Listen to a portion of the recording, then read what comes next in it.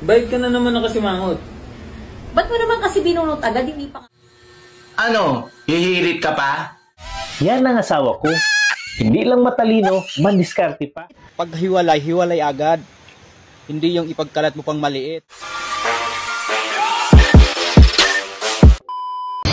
Paborito mo palang tutong? Oo. Kung sa akin, kuya, tutong, gusto mo? Yuck!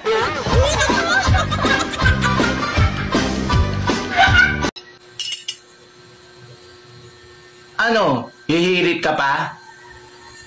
Paano? Ang aga-aga, lagi ka nalang galit. Ang hirap sa'yo eh. Maliit na bagay, pinapalaki mo. Ikaw nga eh. Malit na butas, pinapalaki mo. Agay!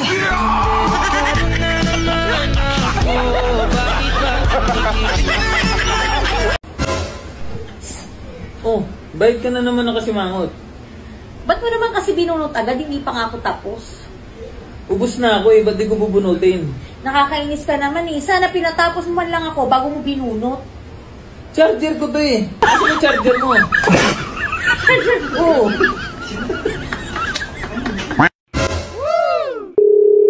John, Ma. may mamamarites ako sa'yo. May gusto daw sa'yo si Joel. Wow. Eh? Totoo ba yan? Ayun ang narinig ko. Hala! Eh, ang pangit-pangit ko. Kaya nga, yun ang sinasabi ko. Ewan ko ba sa batang yun, ba't nag-iisip ng, matino? Hindi marang...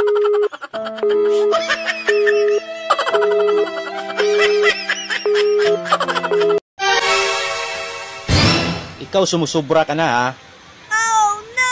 Bakit? Pag hiwalay, hiwalay agad. Hindi yung ipagkalat mo pang maliit. Totoo naman ah.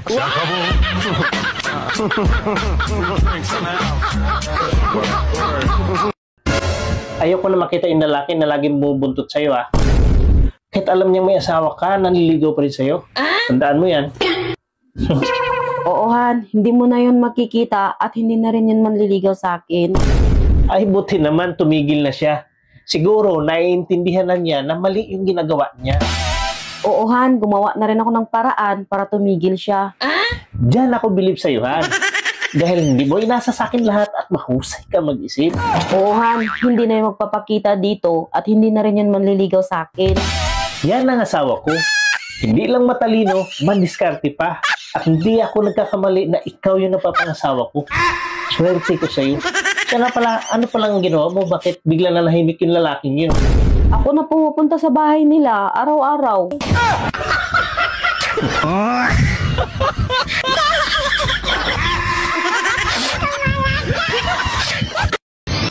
Oh, gininino mo ah.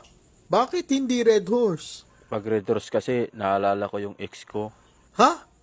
Bakit? Kinakabayo kasi ng iba.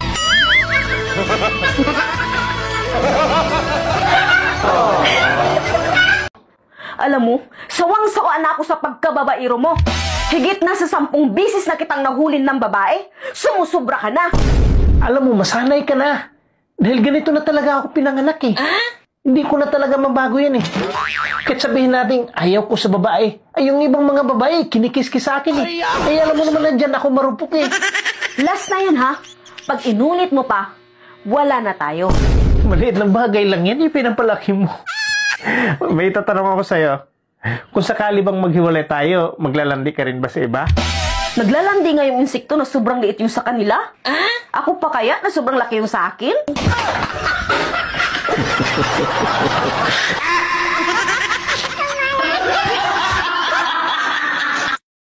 Be, sa daming lalaking dumaan sa buhay mo, ako lang siguro ang pinakamabait at pinakagwapo. Ewan ko ba, sa lahat ng lalaki nang dumaan sa buhay ko, lahat may pero. Anong may pero? Yung iba, mahal ko, pero babaero at mayabang. Tapos ikaw naman, pinakasalan ko, kasi mabait at gwapo. So ngayon, anong problema? Nandito na sa akin lahat ang hinahanap mo.